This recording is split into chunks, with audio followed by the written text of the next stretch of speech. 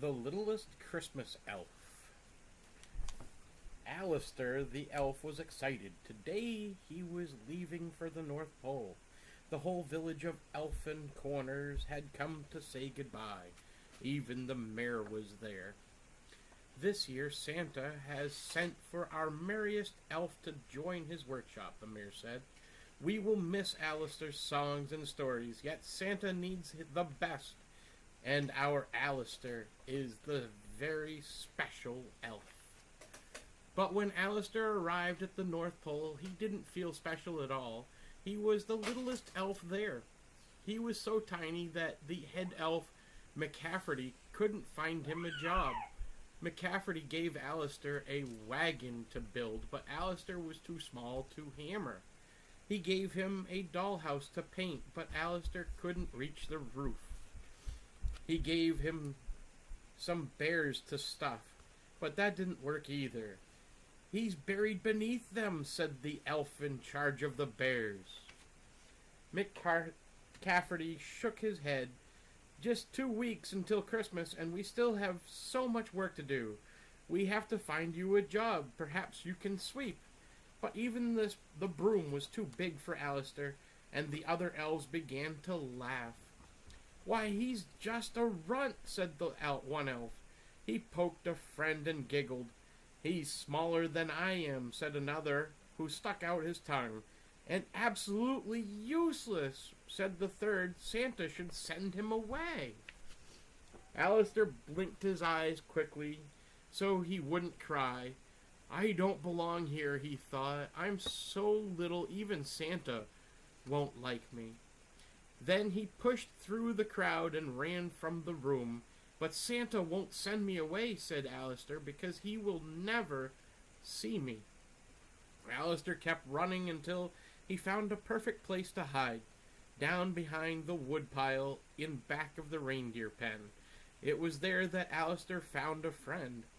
My name is Nicholas, said the old elf, peering over the woodpile. What's yours? Alistair answered in a whisper. Nicholas shook his hand. I'm glad to know you, he said. Would you like to help me with the reindeer?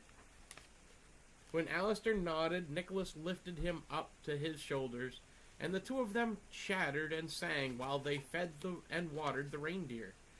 Alistair was so happy to find a friend that he returned to the reindeer pen the next day and the next. Nicholas never minded if Alistair asked questions, and he never told Alistair he was too small to help. While Nicholas cleaned out the stalls, Alistair fed the reindeer apples. While Nicholas brushed a reindeer's coat, Alistair polished harnesses, bells, and all the while he told Nicholas stories, and together they sang to the reindeer. But one morning, Nicholas was gone. Someone else was hauling the water. Someone else was cleaning the pen. Where is Nicholas? Alistair asked. Nicholas indeed, said a grumpy elf who was busily working a pitchfork. He's up at the big house. Now go away, I have work to do. The big house, thought Alistair. But that's where Santa lives. Nicholas must be sick. He must be very sick if he's staying with Santa, and the thought of his friend in that big scary house sent Alistair scurrying home to the safety of his bed. But he didn't sleep. He was worried about Nicholas, and he missed him so much. He knew he'd have to see him. So the next morning, Alistair packed a basket of fruit and started out for a visit. But the nearer he got to Santa's house, the slower his steps became. Finally, he stopped completely behind a Christmas tree in Santa's front yard.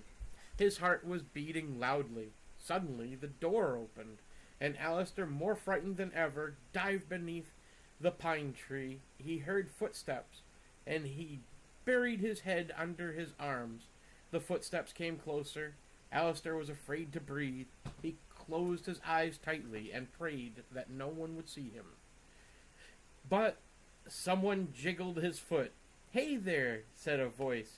You're not hurt, are you?